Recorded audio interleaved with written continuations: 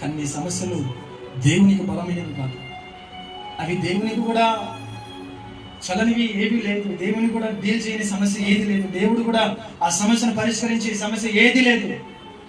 నీకు నాకు డీల్ చేయడం సమస్య గొప్పది, పెద్దది. కానీ నువ్వు దేవుని బలం మీద ఆధారపడితే, దేవుని శక్తి మీద ఆధారపడితే, దేవుని నామం మీద ఆధారపడితే, దేవుని ఔన్నత్యం మీద నువ్వు ఆధారపడితే, నీ అప్పు కావచ్చు, అనారోగ్యం కావచ్చు, బలహీనలు కావచ్చు, వ్యాధి బాధలు కావచ్చు, నువ్వు ఎదుర్కొంటున్న ప్రతి సమస్య కావచ్చు, దేవుని బలం మీద ఆధారపడు.